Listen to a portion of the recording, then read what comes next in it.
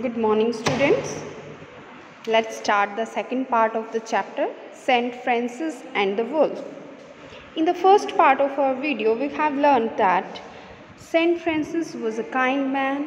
He always helped the sick and poor people, and how the villagers of Gubbio, they came to Saint Francis and asked help.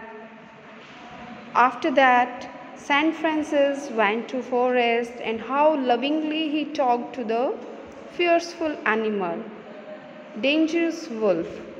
So let's see what happened next. As Saint Francis spoke very lovingly to the wolf, what was a change in this? So let's start reading. You have been attacked, the people there. This was the word spoken by Saint Francis to the wolf, that you have even attacked the people there. You have attacked the people of the village. It is bad of you to do so. I know that hunger has made you do all these wrong actions. Saint Francis said that I know that you were hungry and your hunger made you to do all these wrong actions. If I ask the villagers to give you some food every day, will you stop attacking them and killing their animals? This was the question asked by Saint Francis to the wolf. The wolf looked at Saint Francis. Wolf looked at Saint Francis. It lifted a paw and put it in the saint's hand, as you have seen in the picture in the video of the first part. Saint Francis and the wolf, they both are together, and the wolf put its paw on the hand of Saint Francis. The saint held it. The saint held it means the saint held the paw of the wolf very lovingly. Then he put it gently on the ground and patted it on its head. After that, saint put the paw of the wolf down on the ground and patted on it. Patted on its head very lovingly. He put his hand on the head of the wolf. Then Saint Francis walked down from the forest to the village. The wolf walked slowly behind him, and as Saint Francis patted the wolf on its head, Saint Francis walked down from the forest to the village. He started moving to the village. Saint Francis started moving to the village, and the wolf also started walking behind him very slowly, very quietly. You see the change. Earlier, the wolf was very dangerous for the villagers, but as Saint Francis talked him very lovingly, patted his head very lovingly, then it was not so dangerous. It walked slowly behind Saint Francis. When the villagers saw them, they were frightened and ran away. As the villagers saw the wolf coming with Saint Francis, all the villagers, they were very frightened and they ran away. They ran away from there. Why they ran away? They ran away because they thought that the wolf will kill them, because it was very dangerous. Saint Francis called out to them, "Don't run away. Don't be afraid.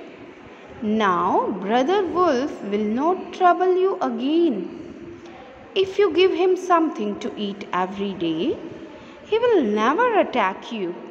He will never kill your animals." Saint Francis called the villagers back and he asked them that don't run away from here, and don't be afraid, don't be frightened. Now this wolf will not trouble you again. If you give him something to eat every day, he will never attack on you. He will never be fearful, and he will never kill your animals. When they heard the calm words of Saint Francis, calm means very quiet and very satisfied. The calm words of Saint Francis, the village people were not frightened anymore. After listening Saint Francis, the people of the village, they were not frightened. They came out of their houses. The terrible wolf, terrible, underline terrible, it means very dangerous. The terrible wolf had become brother wolf. Now terrible wolf had become brother wolf. He lived in the village for a long time. Everybody loved him and played with him. And from that day onward, this dangerous wolf started living in the village with the people, and all the people, they loved him and played with him. They gave him food every day. The wolf was very happy. As they gave him food, the wolf was very happy. Saint Francis had changed the savage wolf into a kind animal by showing him love and kindness. So what we have learnt here, that by showing kind, love and sympathy with the wolf, Saint Francis changed him into a kind animal. So this was the nature of Saint Francis. He spoke very quietly to everyone and always helped the people. As you can see here in this picture also, these are the village people, how the people of the village, they are playing with the wolf and they are not more afraid of it. Okay, so in this way this chapter is complete, Saint Francis and the wolf. I hope you all have understood it. And what you learned from this chapter? We learned from this chapter that we must not be aggressive. We must not be angry with anyone. We must be calm and quiet. We should show love, kindness. We should treat everyone with kindness. We should speak lovingly. Okay, so that was all from my side. Thank you. Be safe, be happy. Have a nice day.